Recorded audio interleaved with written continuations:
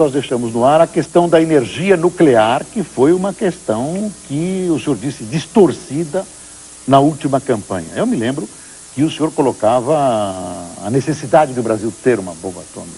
Nós divergimos, que eu dizia, olha, tem que ter a tecnologia, mas a bomba não. Eu me lembro que o senhor queria a bomba. Vamos pegar um exemplo antigo, 1945, a nossa geração, em que a cidade de Hiroshima foi preparada, coitadinha da cidade, não tinha nada a ver com a briga no Japão, e lá os Estados Unidos testaram o poder nuclear. Se o Japão tivesse, logo depois foi Nagasaki, né? Se o Japão detivesse o controle do ciclo nuclear e pudesse responder à altura, jamais teria sido. Então a tese, na verdade, básica é que, essa é a tese, é que um país soberano, ainda mais das dimensões, com as dimensões continentais, como é o nosso caso, ele precisa estar no clube, ele tem que ter. Ele tem que ter a condição de fazer, ele não pode ser proibido de fazer. Isso nós concordamos. Eu disse numa convenção, e a partir daí um repórter extremamente sério, permita-me elogiar da CBN, o Heródoto, perguntou, o senhor disse isso mesmo? E eu poderia ter recuado. Mas o senhor me conhece, eu mantive, eu disse isso. E a partir daí foi um estrago. Porque um homem simples, não um homem que assiste ao seu programa, que é um homem ilustre, um homem que tem acesso a fazer. Homem simples. O senhor transmitiu uma informação de belicista. O que ficou, e apareciam exemplos assim, vai jogar bomba no meu quintal. Eu vi isso de pessoas humildes. Não tem ideia do que é a bomba atômica. Veja bem, ficou um homem que quer declarar guerra, jogar na Argentina, não era nada disso. O que eu queria era a condição de soberania ditada a partir do domínio tecnológico, de dizer assim, respeitem-nos, deixem-nos em paz. Haja vista o fenômeno atual, agora dos nossos dias, Índia, Paquistão. Eu conversei também com o senhor há pouco. Eu não creio que haja conflito nuclear, apesar de as manchetes estarem alertando iminente, não vejo. Porque os dois países sabem as coisas. Todos dois detêm o controle. Então há o respeito recíproco. Agora, se um não tem, o risco é muito grande. Esse respeito ou medo, né? Ou medo, exatamente. Sabe que vai levar uma bomba em seu território se detonar. O senhor imagine o seguinte, com uma bomba pequena, como aquela de Hiroshima, não se vai destruir os Estados Unidos, absurdo, né? Mas se faz um estrago em Washington, né? Muito grave e que tem consequências. Onésio, o senhor falou em Washington e eu gostaria de saber o que o senhor pensa sobre a ALCA, que é um assunto novo em relação ao último pleito presidencial. De novo, a Associação de Livre Comércio é uma coisa interessante se nós estivéssemos lá sentados, como estamos eu e o senhor, discutindo como adultos. Mas da maneira como tudo ocorre sempre, em que o Brasil fica de joelhos, eu não gosto. Mas o Brasil, nessa oportunidade, está analisando as vantagens e desvantagens. Mas eu tenho talvez já esse defeito. Eu não creio mais. Entenda, não é nada contra a pessoa do nosso presidente. Inclusive eu estive com ele, é um homem extremamente simpático, não é isso. É a maneira como... Você esteve quando com ele? Na eleição presidencial. Ah, sim. Não. E o Mercosul, como é que o senhor vê? O fenômeno no Mercosul, nós sempre tivemos um problema. O senhor se recorda quando o real foi implantado, nossas tarifas todas foram lá para baixo. O senhor se recorda também. Para quê? Para que pudesse haver a supervalorização da nossa moeda criada. Eu fui contra aquilo na ocasião, me manifestei contra. O real foi mantido daquela cotação artificialmente. Aí o resultado hoje. Nós estamos com um dólar em torno de 2,5, oscilando para mais, para menos. Então, de novo, o fenômeno continua o mesmo. O Mercosul é uma beleza na medida exata entre nossos interesses. O Mercosul é muito bom, na medida em que nossos interesses, da nação. Não adianta nós falarmos em amizade entre nações. Não existe isso. Existem interesses. Sempre. Sem dúvida. Sem dúvida. Esse é o ponto. Então, não tenho nada contra as organizações setoriais, elas são importantes do mundo moderno. Como eu nunca disse assim, vamos nos afastar, não vamos comprar nada, não, eu nunca disse isso. Vamos pensar assim, nós não temos zircônio para energia nuclear. A França tem. Sentemos-nos à mesa. Os senhores têm zircônio, mas nós temos outras coisas. Nós temos um rebanho, nós temos uma agricultura cuja safra pode ser duplicada, triplicada. Nós temos só 13% da área utilizada. Porque, entende? Vamos usar o que nós temos a sol. Já começamos a ver sobre isso. Mas quem é que vai comprar, doutora Néia? Quem vai comprar? Quem precisa.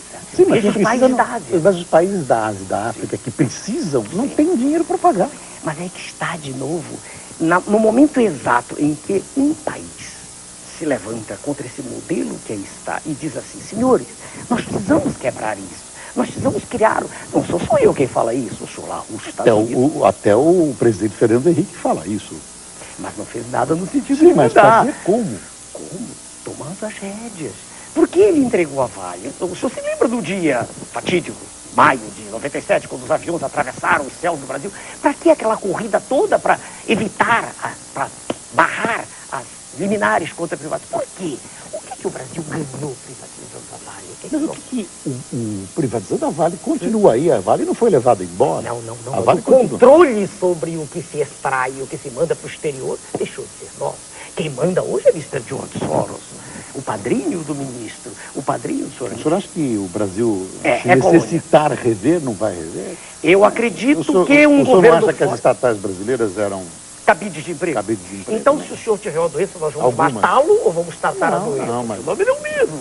É aqui que nós divergimos. Não, mas é que a gostoso. impressão que dá é que as empresas privatizadas fugiram do país.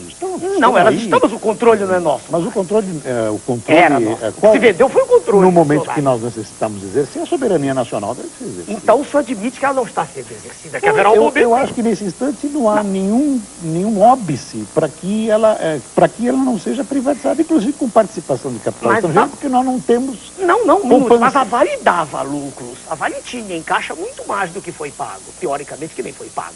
Foram LTNs, uma série de concessões que foram feitas, de liberação Então, de... se não desse lucro, o senhor acha que podia ser privatizado?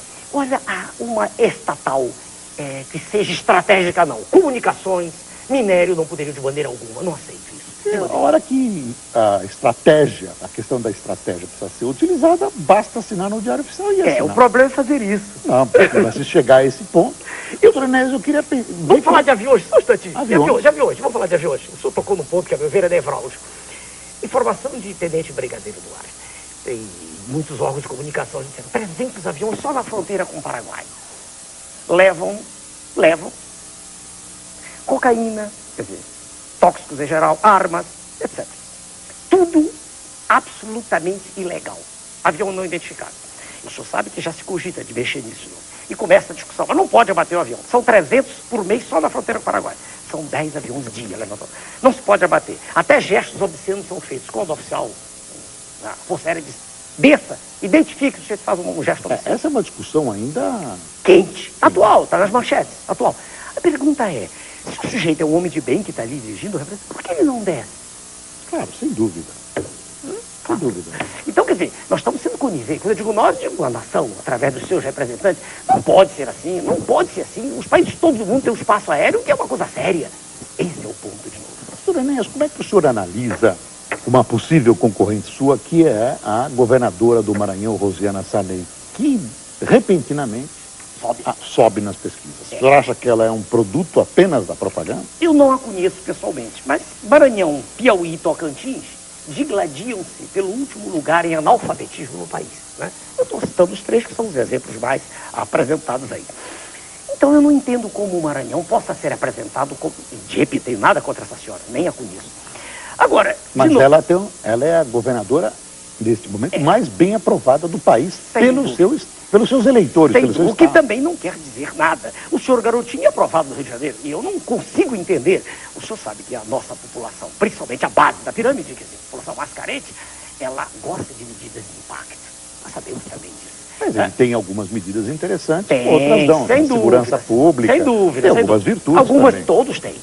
Mas voltando ao ponto, eu não tenho nada contra essa senhora. Agora, do ponto de vista de repercussão nacional, que ela tenha chegado nessa posição, a meu ver, é um tempo enorme de disposição que o PFL usou, e usou de maneira extremamente lúcida. E o aspecto de ser uma mulher, que é importante hoje, nós sabemos disso, e mais ainda, um sobrenome extremamente forte. Sua Excelência, o senador, o presidente, que guarda o título também, foi um nome que ninguém vai esquecer da história do Brasil. O senhor se recorda do Plano Cruzado?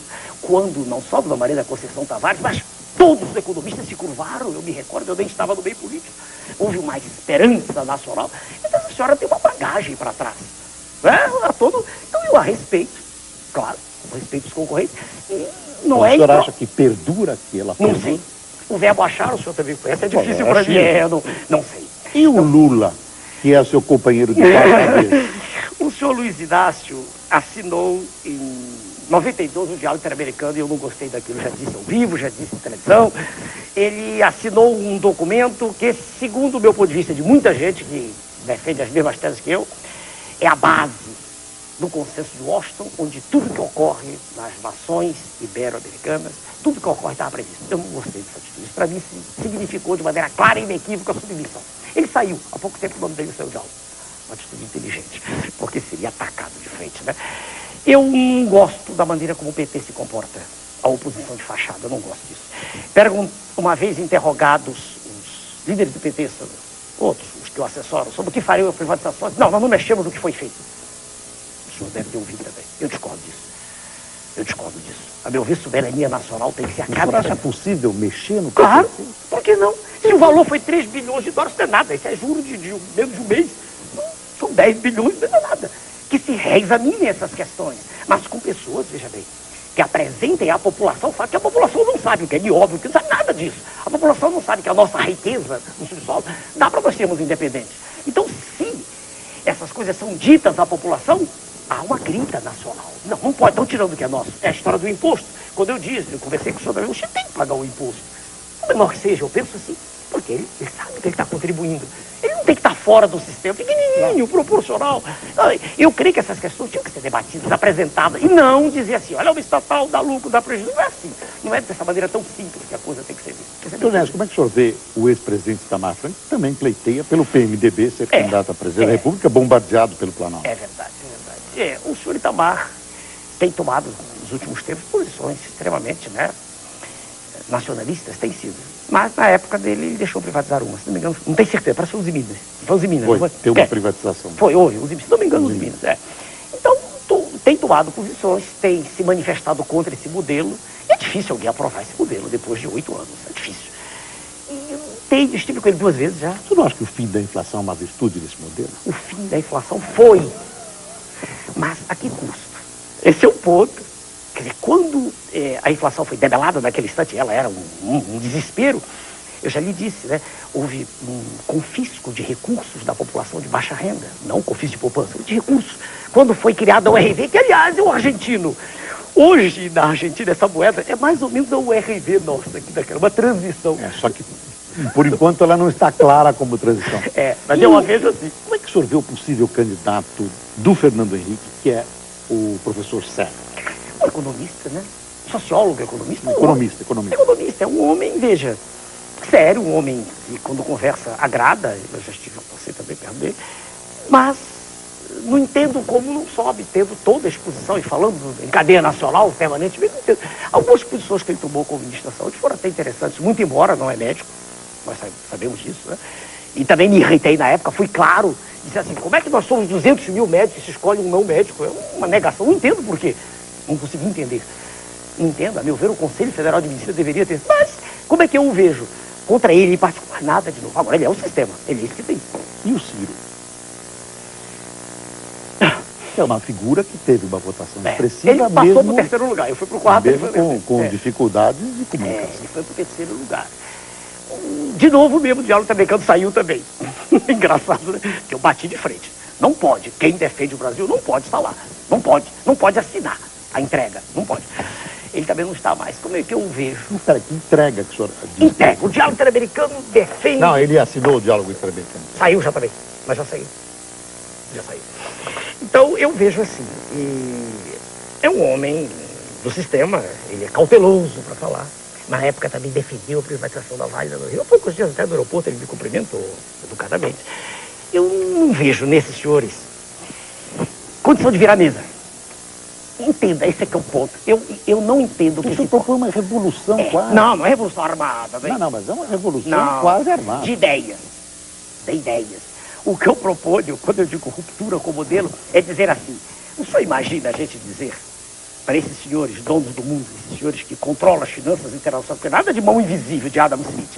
Eu não acredito nisso. Nada de mão invisível em mercado. Existe um controle do que se passa. Então, chegar e dizer, senhora, nós não vamos pagar juros. Ponto. Não. Vocês não vão receber isso. Não faz mal, vamos viver sem isso. Vamos ver o que vai acontecer lá com a Argentina. É um paradigma. Pro bem ou pro mal. Um exemplo de alguns meses só, que ele só tem alguns meses, né? Doutor Nécio, nós chegamos ao final da nossa entrevista.